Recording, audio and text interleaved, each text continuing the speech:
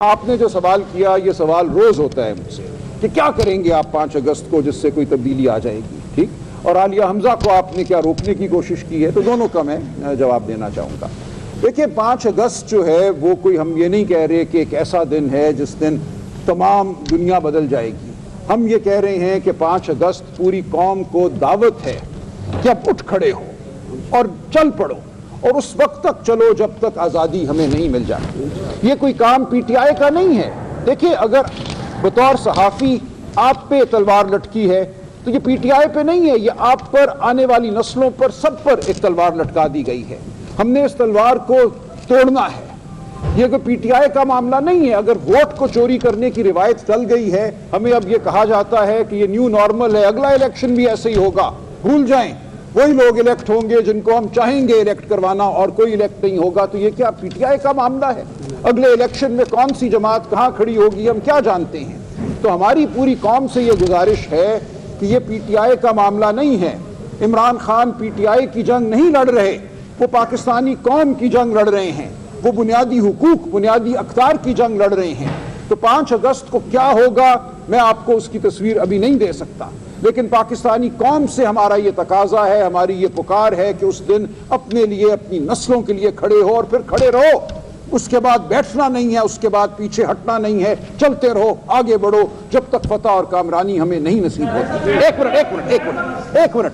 दूसरी बात आपने आलिया बीबी के हवाले से की। अभी 2 घंटे 2.5 घंटे हम इकट्ठे बैठ कर आए हैं, आप तस्वीरें भी देख लेंगे चंद दमों में, ऐसी कोई बात नहीं है। देखिए, खान साहब ने बिल्कुल वजाहत कर दी है। उन्होंने कह दिया है कि कोई भी आपकी नाचाकी हो, गिला शिकवा हो, इख्तिलाफ राय हो, वो पार्टी के अंदर रहेगा। किसी ने सोशल मीडिया पे, वो ट्विटर हो, वो फेसबुक हो, वो यूट्यूब हो, ये बात नहीं करनी। कोई अंदर की बात, अपना कोई गिला शिकवा आपने वहाँ बयान नहीं करना। तो बात अब ख़त्म हो गई। हमने 2 घंटे किया और अभी फिर हमारी मीटिंग है चंद घंटों में।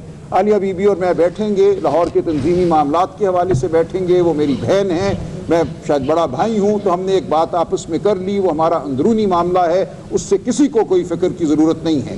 वो पंजाब में हमारी कोऑर्डिनेटर हैं, वो बहुत अच्छा काम कर रही हैं। बड़े तहम्मुल से उन्होंने हमारे पंजाब असम्बली के मेंबरान की बातों को सुना, उसमें कुछ गिले भी थे, उन्होंने हर एक का जवाब दिया। तो इसलिए कोई मसला नहीं है, पार्टी के अंदर मुकम्मल इत्तेहाद है, मुकम्मल जगानगत है।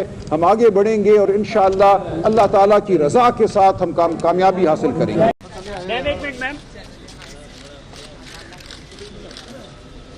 ये पार्लियामेंट इर्रेलेवेंट हो चुकी है। सिंपल सी मैं आपको बता दूं, ये पार्लियामेंट, ये जमहूरियत, ये सब इर्रेलेवेंट है चीज़ें। ये इर्रेलेवेंट है, ये वो हैं जो हकीकी नुमाइंदों के ऊपर नहीं है। तो जो आपने मुसल्लत करना है, जिसको भी करना है, इक़्तिदार के कब्जा देना है, आप दे दें। क्या कहेंगी? आपके वाले साहब जो हैं वो भी जेल में हैं और उन 9 मई के केसेस की सजा सुनाने जा रहे हैं जज साहबान, क्या कहेंगी आप? जी, आज पहला 9 मई का केस है जो अपने इख्तिताम को पहुंचेगा। जितनी बहस, अगर आप अदालत में होते, अगर आपने बहस सुनी होती, जो मुकालमा हुआ, जो शहादतें दी गई, अगर उसकी बिना पर फैसला आता है तो आज सब बरी होंगे इंशाअल्लाह। मगर अगर ज़मीर का, कानून का, आइन का दबाव नहीं महसूस करते और किसी और चीज़ों के मुताबिक फ़ैसला आता है तो फिर वो तो कुछ भी आ सकता है।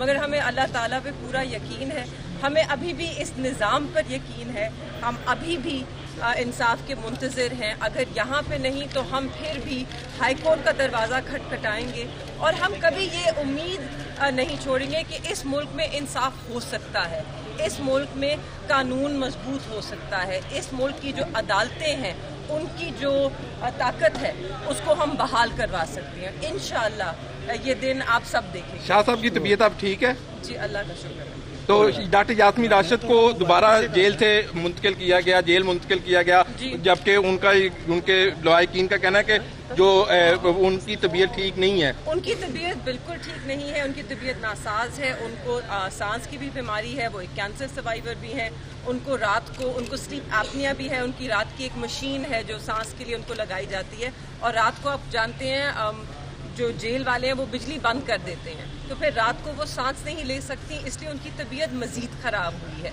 तो और ये वो डॉक्टर यास्मीन है कि जिन्होंने कोविड के दौरान اس پورے صوبے کے بچے بچے کو سنبھالا اپنے بچے کی طرح. یہاں پہ ہم باتیں کتنی کم ہوئی.